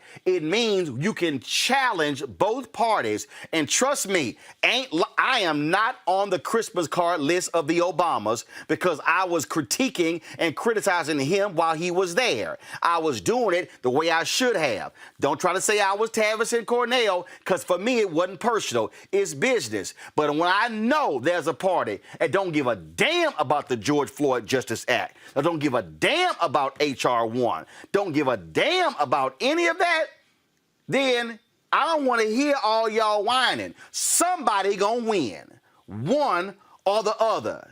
Your ass better decide which one you want to see in power. Scott, your comment before we go to break. But you keep presuming that this is a political party. You have to have another political party in order to have democracy. This is not a political party. The Yes, GOP. it is. Yes, it is. No, They're in no. power. No. It's See, a hold on. party of No. See, you're doing. Party of No, Scott. What you're doing is this is a mistake that Democrats are making. But Scott. it's true. No, Scott. You're making a mistake. You're making an intellectual argument. And I hear you. You have to have a party platform. Scott, no, you don't. Scott, they got a party platform. Their party. What is it? Party. Scott, their party platform is we ain't giving y'all shit. That's their platform. Everything y'all asking for, the answer is no. Their party platform, we going to keep doing tax cuts for the wealthy. Their party platform is we going to cut all benefits. Their party platform is we going to sit here and shank all of y'all, and we going to sit here and keeping our rich folks all happy. That's not a platform. Scott, that's just no. No, Scott, that's their platform. So what I'm saying is there is a party. It is the Republican Party. They ain't gone nowhere. They right now believe they are going to take back the House. They believe they're going to take back the Senate. That's why I support, and I saw the tweet earlier today of Cliff Albright when he said, we're talking about voting, let me pull it up right here, when Cliff said, see, even your damn dog agree with me, Scott. Cliff Albright sent this tweet here out. What's Bella doing? Cliff Albright sent this tweet here out. Boom, go to my computer. 60 years after this courageous group, Black Voters Matter is announcing that we will board the blackest bus in America in June and head to D.C. to demand voting rights. We're putting out the call for folks to join the caravan. More information soon. If they don't put the pressure on Sinema and Manchin right now, I'm telling y'all, mark it right now at 7:35 on May 5th. Democrats could very well lose power, the House and the Senate. If you don't pass it now, you may not have a shot in the next 2 years. Scott, go ahead before I go to break. Got to do it. The other thing, the one thing we have not talked about with these voter suppression laws that have been passed, Jim Crow dressed up, is the federal judiciary. That the legal engines have to start running now. You hear them revving up to attack the constitutionality of these voter suppression laws, even in these southern red states. If you remember under Trump, one of our saving graces was that many of the circuits and many of the federal district courts, whether it was gerrymandering or whether it was voter suppression laws or how those laws were being implemented, there was some relief coming from the circuits and from the federal district courts. We got to go back to court sooner than later and make those challenges happen because 2022 is right around the corner. Absolutely. So we can protest, we can do all this other stuff, but let's not forget about the courts, the legal defense funds around this country. We got to get into action, partnering with big firms, medium firms, and individual lawyers to bring justice in each of these jurisdictions. All right, folks, got to go to break. We come back. Did crazy as white people, did a state legislator actually call a black colleague buckwheat? Yeah, we'll discuss that on Roland Unfiltered. Are you trying to say that as of January 20th, that President Trump will be president? That depends on what happens on Wednesday. President Trump won this election. You think the election was stolen? Absolutely. At this point, we do not know who has prevailed in the election. This fraud was systemic, and I dare say it was effective. This is a contested election. President Trump won by a landslide. Hold them this way! The outcome of our presidential election was seized from the hands of voters. We have to make sure that they look into what has been the theft of this presidential election. Joe Biden lost and President Trump won. Whatever happens to President Trump, he is still the elected president. I would love to see this election overturned.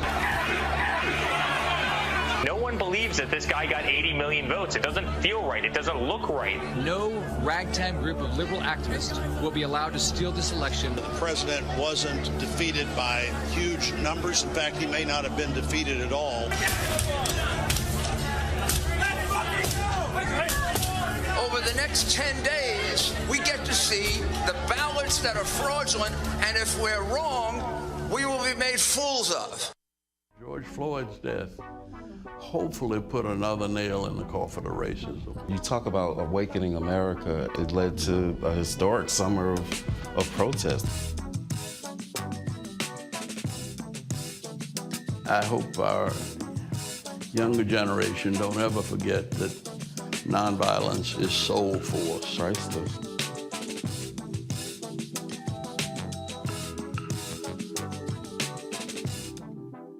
Hey everybody, it's your man Fred Hammond. Hi, my name is Brescia Webb, and you're watching Roland Martin Unfiltered. And, well, I like a nice filter usually, but we can be unfiltered. All right, folks, go to our Facebook page. You can actually see that Andrew Young conversation with Cliff Albright. It's a fascinating conversation. You don't want to miss it. And then one of the reasons why it's important for us for you to support what we do is because that's the kind of content that we're providing you that nobody else is doing on a regular basis. That's why if you want to join our Bring the Funk fan club, please do so by going to Cash App, $RM Unfiltered, PayPal.me/R Martin Unfiltered, Venmo.com/RM Unfiltered, Zelle is Roland at RolandSMartin.com or Roland at RolandMartinUnfiltered.com. Let's pull the graphic up, please. Of course, you can also send us a money order to 1625 K Street Northwest, Suite 400, Washington, D.C., 2006. Again, the Cash App is $RM Unfiltered. Can I get the graphic? Zelle at RolandSMartin.com, PayPal.me/R Martin Unfiltered, and of course Venmo is /RM Unfiltered. We'll show you that a little bit later. All right, folks, check this out. Olympic athletes are banned from wearing Black Lives Matter statements or apparel at the Summer Olympics in Tokyo. The International Olympic Committee confirmed the ruling that Black Lives Matter is banned from the Games. The rule is part of the committee's long-standing regulations on demonstrations. The IOC said it surveyed more than 3,500 athletes over the past year and that 70% said it was, quote, not appropriate to demonstrate or express their views on the field or play or at either the opening or the closing ceremony. Athletes will face punishment if they violate the rule. Violators will be reviewed on a case-by-case basis. Now, keep in mind, there's history here. 1968, Mexico City. You had John Carlos, Tommy Smith. That famous shot of them with black gloves on, hands raised with a fist, and of course, black socks on, no shoes, as they're protesting racism. They were expelled from the games, caught hell for years after that. White folks in this country were upset, like Brent Musburger, who is still yet to apologize for his shameful, despicable comments regarding John Carlos and Tommy Smith. Monique, what do you make of this? It's not different than what it's been. It's like what you just said. What you just said is that people caught hell for their acts of protest, for their good trouble. It wasn't without consequence, and it wasn't permissible when it was done. So that has not changed. So is wearing a hat or a shirt, do you consider that to be a protest? Depending on what it says, sure. No. I'm saying if an athlete puts on a shirt that says Black Lives Matter, is that a protest? It's an act of protest if it's not permissible. Sure. Scott? And I mean, anything that you're doing that is not permitted under the rules, if it's a fist, if it's a kneel, if it's a shirt, if it's a hat, it doesn't matter. It's an act of protest, and there are going to be consequences for that. I just want to point out, one, that this hasn't changed. It's always been impermissible. The fact that they are singling out a particular group is wrong. But the reason why they're doing that is because the United States team has been wearing shirts and paraphernalia that single out a particular organization and statement in what they wear on their uniforms. So, got it. In response to that, they specifically banned it. But see, good trouble is good trouble. And you can't be no punks and get in good trouble at the same time. So Scott, to me, this changes nothing. So Scott, are you hopeful that somebody will say the hell with your rules and do it anyway? Can you please hit your mute button? Scott, if you're going to talk, Scott, You got to turn your microphone on. Damn. It was brilliant. Okay, listen. I can hear it. I can hear what you were thinking. I guarantee you somebody's going to violate that. But see, the analysis you're going through with Monique is just a little off.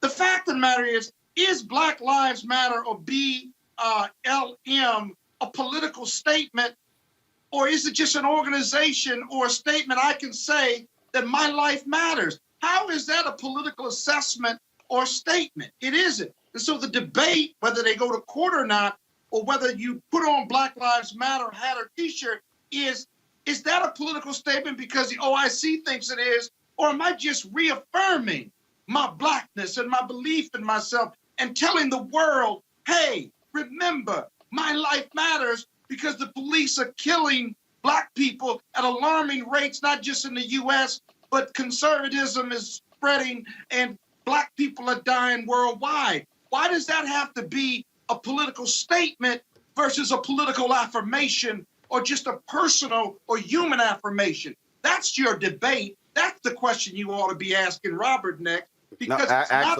political. It's a human affirmation. Actually, I can ask Robert what I want to. Robert, I'm going to ask you again, Robert, is wearing a Black Lives Matter shirt, is that an actual protest or demonstration? I think it is. But I do think you can have two countervailing points and both also be true. Because one, I understand the Olympic Committee's point, to Monique's point. Every single country on earth has a marginalized group that would like to be recognized, whether it's the Uyghurs in China who are subject to a genocide, Libyans who are part of the Saharan slave trade, South Sudan. Across the world, everybody has a marginalized group that would like to be recognized. And the Olympic Committee is probably saying, well, we let everybody protest their particular grievance. That's all the Olympics will be. So, but hold on. The second point is, I had John Carlos on my radio show a couple months ago actually to talk about this issue. The whole point of a protest is you're not supposed to do it. If you're allowed to do it, it's just a pep rally. It takes a level of bravery, a level of gall, a level of temerity to stand up to all of the things that come thereafter. And John Carlos, who I spoke to, and Tommy Smith went through hell as a result of what they did, but they still stood up and did it. So when you make something a protest mainstream, you start seeing Coca-Cola and Pepsi and stuff endorsing Black Lives Matter, that means that they are taking the teeth out of the movement. The movement has to be based on people who are willing to stand up and face the consequences of their actions in order to get their point across, so that the Olympic Committee can have their rules, but at the end of the day, people are still going to protest and they're still going to have their issues heard on the international stage. Folks, so I can't affirm my belief in Black people. That's too political. You can do it at home, yes, if you don't want to be penalized. Say what? I can affirm my Blackness, but I just can't use Black Lives Matter. That is not a political organization. It's not even a political statement. It's what I want it to be. It's how I define who I am as a member of the darker you. That'll be challenged, trust me. If somebody comes to me, I'll represent you pro bono to challenge that IOC rule.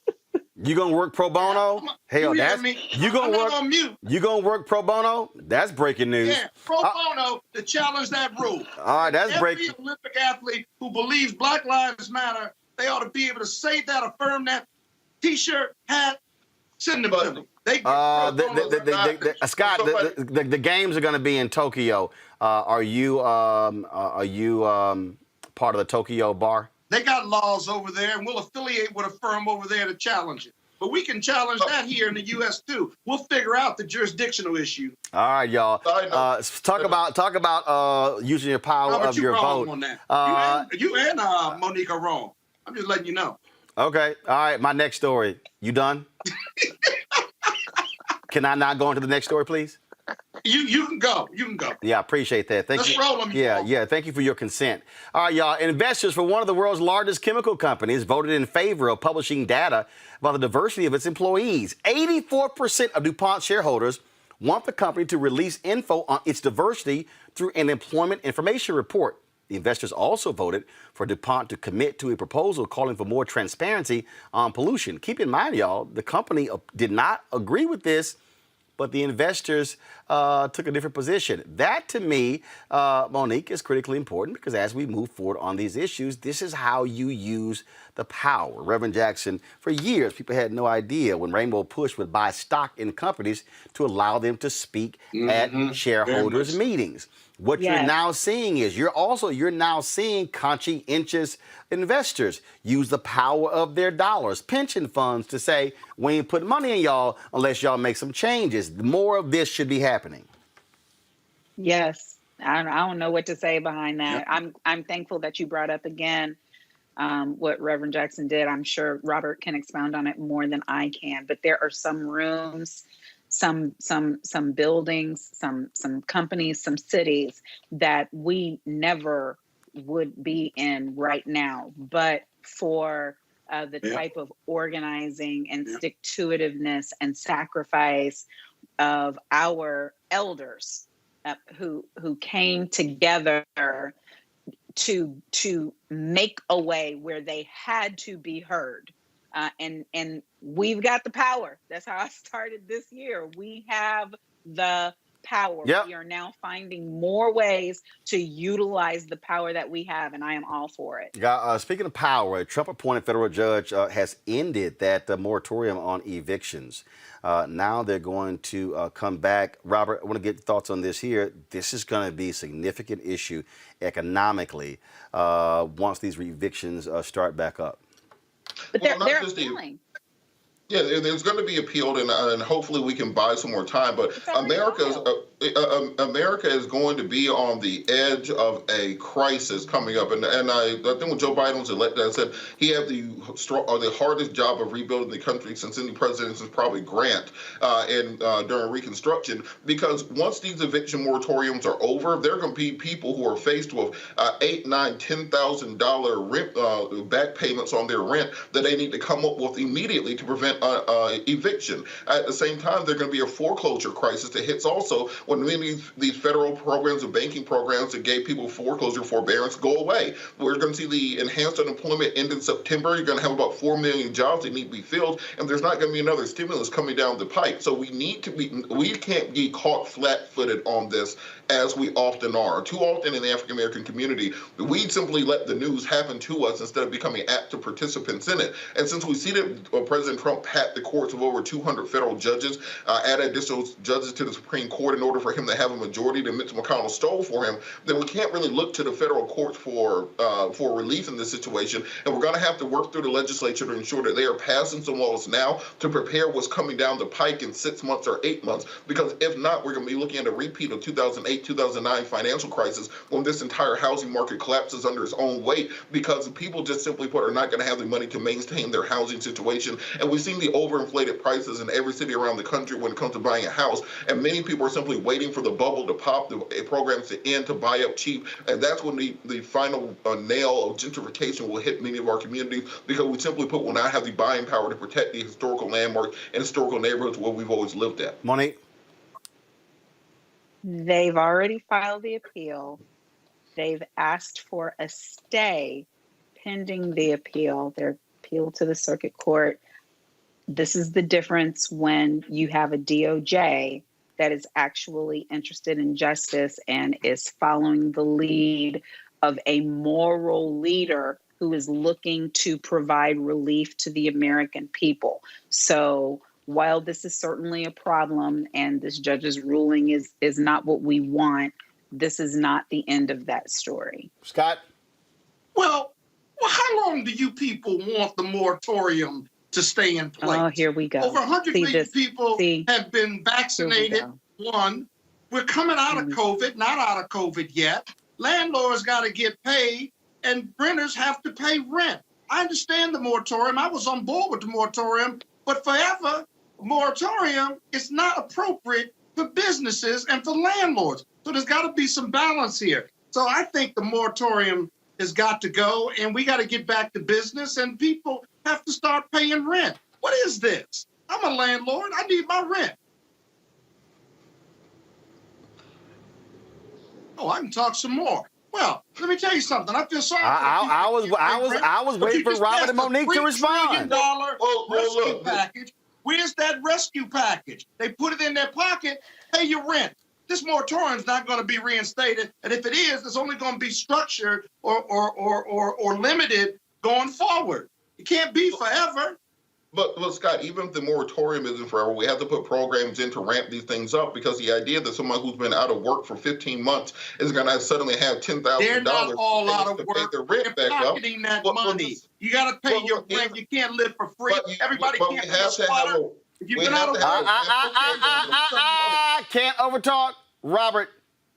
The whole point is we need some federal legislation to have a ramp-up program so everybody can get their rent paid. The landlords sitting in their palatial estates will be able to, buy their second yacht and their second boat. Nobody will go into foreclosure at the same time. There's a way to structure the program where it can work properly. But just kicking folks out the door and expecting them to have $10,000 in their pockets, that's they not a signed realistic the contract. They know they got rent every month.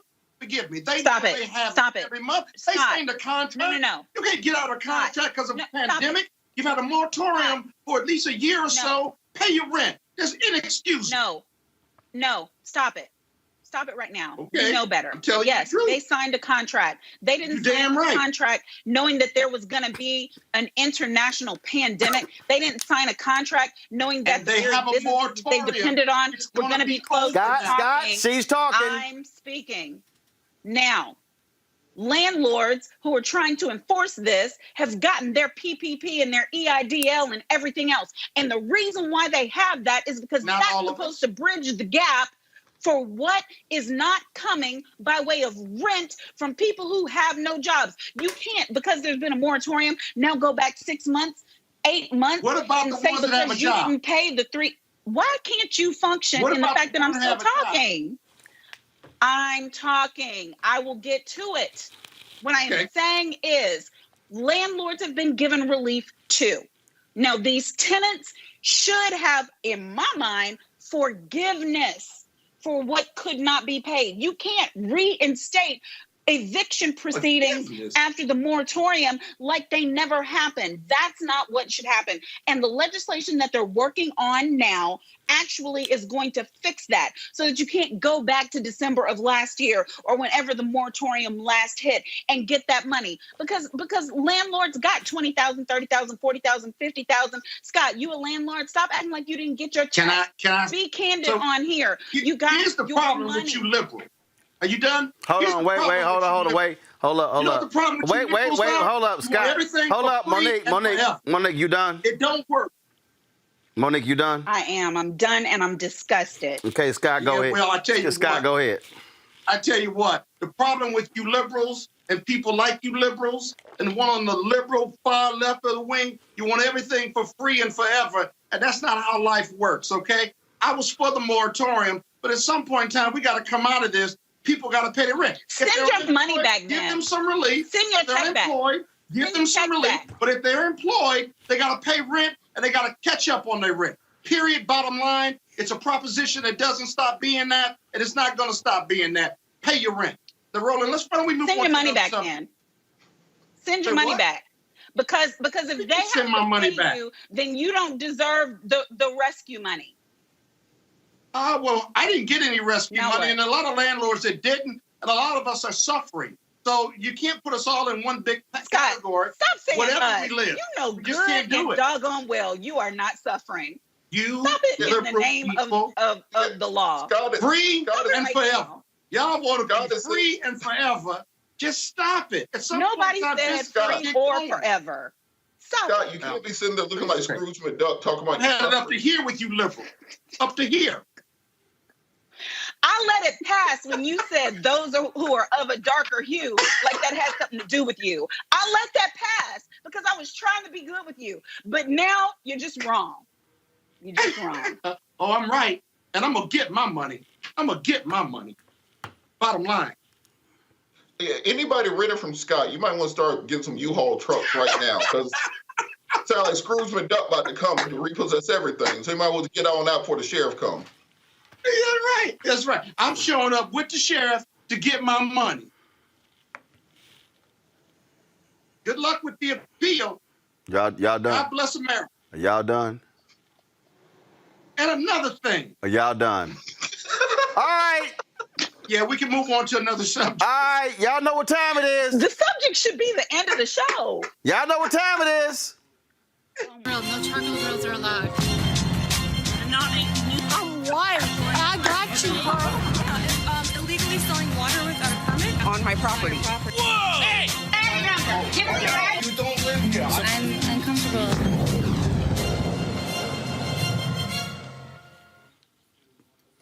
Well, imagine there's a floor debate going on, and a white state legislator is talking, and all of a sudden, he decides to call a black colleague buckwheat.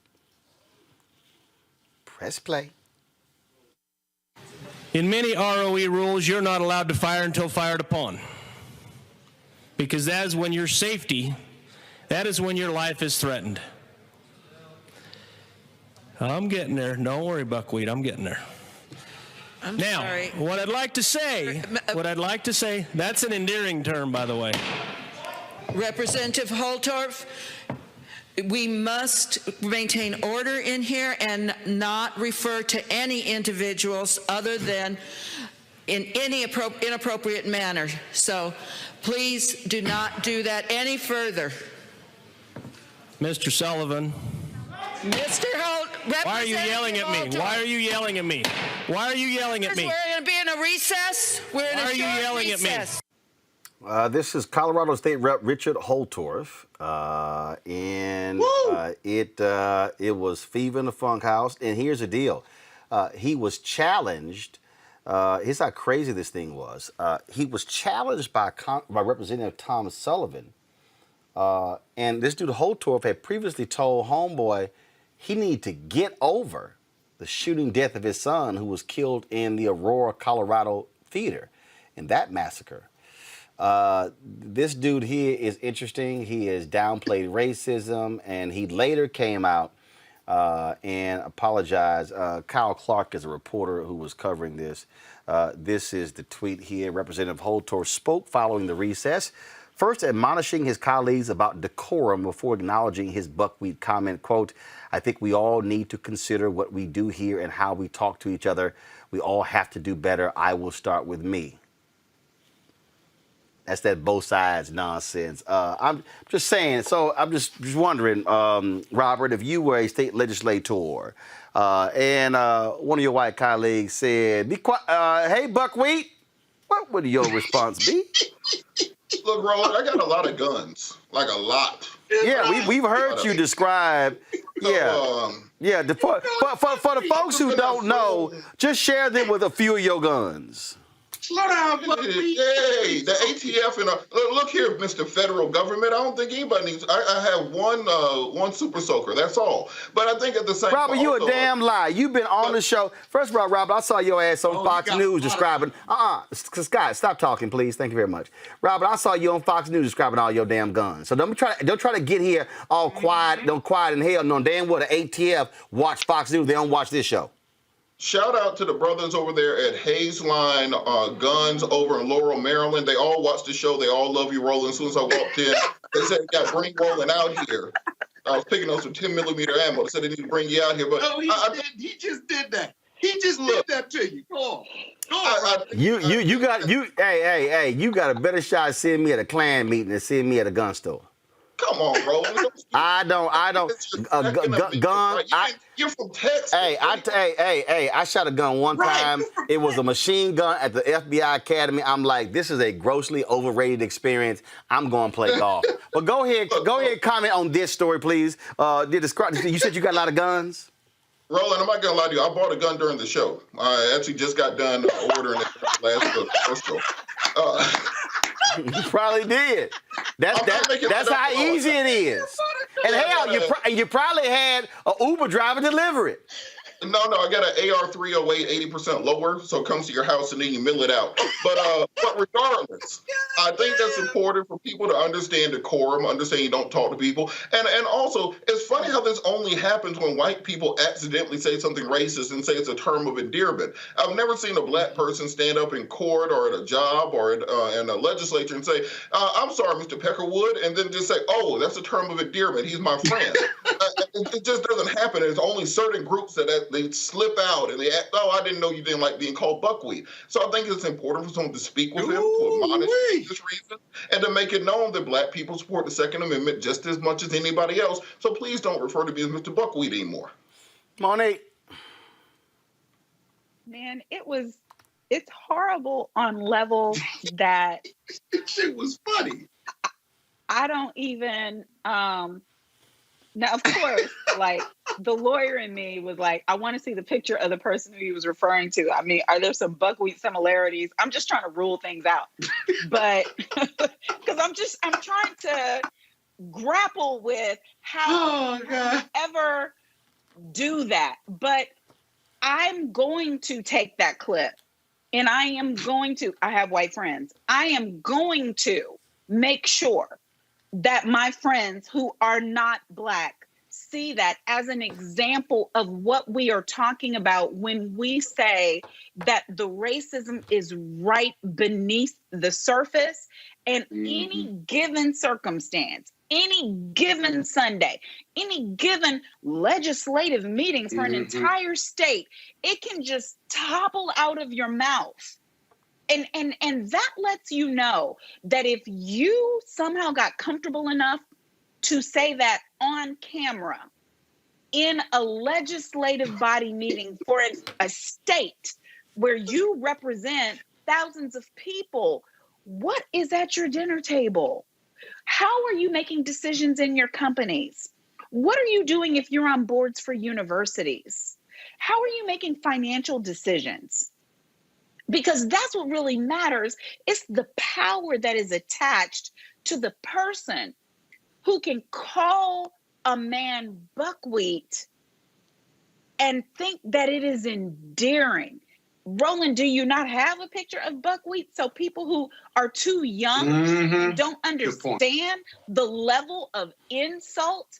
I mean, at least Eddie Murphy is buckwheat, if we don't have an original picture of buckwheat. But I firmly believe, like, I could go to my children and they may have no clue. And they're in their upper teens. So people might not know how much of a ridiculous insult that was, not just in terms of aesthetics or looks, but in terms of intellect, understanding. There we go. Yeah. This about the third time your ass and told me to pull some up during the show, Monique. So I'm just trying to let you know. I'm sorry. I'm just trying to let you know. You know, I ain't here to. Don't apologize. I ain't here to produce for you. Scott, go on with your. Scott, go on with your little comment, please. Let him pull it up. Scott, come on with your little comment. You know, buckwheat was a pickaninny, which is another term for slave children whose hair was uncombed and they were considered to be ignorant and dumb because it was against the law to educate them, and all they wanted to do was run around, and they were lazy, and they didn't want to pick cotton. They were a pickaninny, or your buckwheat was a 1930s manifestation of that with the little gang or the whole gang or whatever the name of it was, to put some color into Spanky's gang, basically. But the comfortability, Roland, this legislature, the comfortability of white people when they use, slow down, buckwheat. At first I laughed, but then I thought, he's talking to a grown-ass man, an elected official. And that's a term of endearment. He thought he was being funny. But you see, his implicit bias, his white privilege said he had a right to do that. See, this is the danger of white privilege, because white privilege, you know, people who are white, they'll say, well, I'm not a racist, and I'm against racism.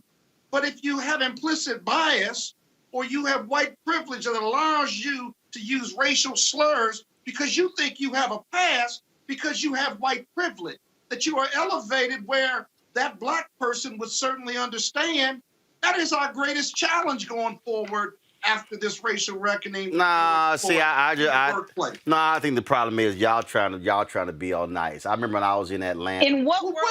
Excuse me. I'm sorry. I have the damn floor. When I was in Atlanta, when I was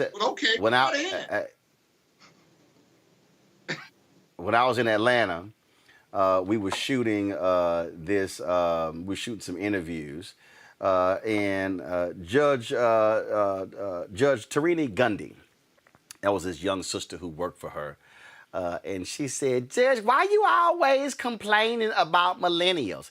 She said, "'Cause you do millennial shit." When somebody says, "I'm not racist," no, we should say, "But you do racist shit." And that's what it is. Yeah. And we got to stop sitting here and dancing around and just call folk out for exactly what it is, which is why, and I've had some people say, Roland, I mean, you know, you have this crazy-ass white people segment. How would you feel if there was a crazy-ass black people segment? Monique said that, and I told Monique, I told Monique, well, get your own damn show. But mainstream media also had that basically for the existence of black people in this country. So here's my whole deal. If y'all don't want me to have a crazy ass white people segment, stop having crazy ass white people. Crazy. All right, y'all. Here's the whole deal. If y'all want to support what we do, please do so. Do we have the graphic now? Matter of fact, before I go to that, I told y'all, for one night only, I'm returning back to TV One. That's right, Kathy Hughes called me and asked me to be the co-host of Urban One Honors, airing May 16th. Here is the promo. Black women are fierce, brilliant, courageous, dope. Black women are making a difference, making history, and changing the world. I think about all of the black women who have showed up to fight for justice. We are starting to finally accept all the skills and talents a woman can bring to the table. Urban One, thank you. This one is so special.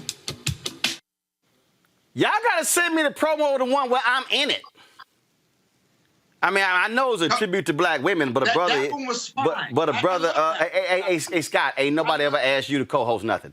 So y'all, here's the graphic right here. Erica Cannell and I are going to be co-hosting this May 16, 2021, 9 p.m. Eastern on TV One and Clio TV. And so that's how we're going to do it. I told y'all, if y'all want to support what we do, please do so by joining our Bring the Funk fan club. Scott, we got your money for last year, but it's called a recurring deal. We appreciate that. Cash App, no, we don't take post-dated. Why don't you send some of this rent money your ass collecting? Cash App, $RM Unfiltered, PayPal.me/R Martin Unfiltered, Venmo.com/RM Unfiltered, Zelle is Roland@RolandSMartin.com. I'm going to do PayPal. All right, y'all. I had a guest. My fan base is amazing. They send me stuff all the time. They send me. Brother sent me some Roland Martin Unfiltered hand sanitizer. He put the label on it. Matter of fact, get Chris Chelsea, get that box off my desk. I got so much stuff in my office, y'all. It's just gifts. But this sister here sent this 2 weeks ago, and she been sending me emails, blowing me up. Did you get it? Did you get it? And so since we got punk ass Kappas on the show today, I figured I'd go ahead and you the Kappa. I figured I'd show y'all the cane. I figured I got to get the brother's card, but this is just y'all. He sent me. This is his card in here? Yeah, Jarius Finney, y'all. Jarius Finney, Henry, you can zoom in on that, Henry, with camera 4. Brother sent me that. He sent me that Tiger brand hand sanitizer gel. And he got join the Bring Funk fan club. He got the label on here and everything. I told y'all my fan base send me stuff. Y'all, Lord have mercy. Tia Harris. Tia knows I'm an alpha, but Tia decided to see, so that's the hand sanitizer right there, y'all. So that's it there. So Tia decided to send me this cane. Y'all, Tia sent me this cane. So you see right here, Scott, the reason you will you will never be able to touch this cane. But I'm gonna twirl it as soon as you let me back. You can't. And so she blinged it out and so it has Roland Martin right here, so you see the name. But the reason, Scott, you will never be able to touch it because right here it says A5A Unfiltered. Now go back to that camera. Go back to that camera. Go back to that camera. Yeah, so you see right here, A5A Unfiltered and A5A right here. And so here's the deal. I don't need a cane to walk, but Henry wants to borrow it. So, yeah. You on everybody tonight. Yeah, Henry, he need a little assistance when walking. This might speed him up when we're working out in field productions. Yeah, because he's moving a little slow. Because he about 3 years away from one of them carts, from one of them motor scooters. But you see at the casinos. So Tia, I appreciate you sending me this cane. And this is what I will use to smack the hell out of unruly lawyers on Wednesdays. Scott, what the hell are you doing? Scott, what the hell is that? Scott, what the hell were you doing? That's twirling. I'll show you when I get back in the studio. I'll show you how to use that cane. Actually, that's in that kind of cane. That's one of those websites. Hey, when are you going to let us back in the studio? In fact, first of all, I'm vaccinated. I need to see y'all I need to see y'all passport.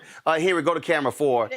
So Scott, this is give me a wide shot. Go to camera 4. Or give me a wide. Go wide. So Scott, this is what I'm used to seeing. Yeah, go ahead and go to 4. This is what I'm used to seeing from y'all Kappas when y'all twirling. Y'all always sitting here doing this here, and I'm used to seeing that. I'm used to seeing y'all drop canes. That's what we used to seeing. Yeah. Okay. All right. That's why you dropped it. No, actually, that we're mimicking. So we appreciate Kappas because y'all help little kids with their math because they get to count every time y'all drop a cane during the step show. All right, y'all, that's it for us. Robert, you can now go shoot your new damn gun.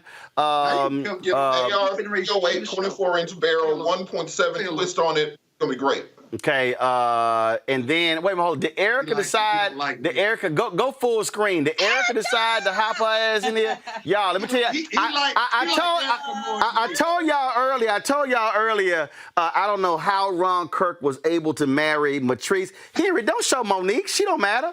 I don't know how Ron Kirk was able to marry Matrice Ellis Kirk, but I'm gonna tell y'all right now. I have no idea. If y'all want to see an actual charity case, right here. This right here is a charity case right here. I mean, I have no idea. I have no idea how much he had to give her family. You know how, like in India or New African countries, when they got to give, what do they call that, y'all? When they got to give a dowry. A dowry.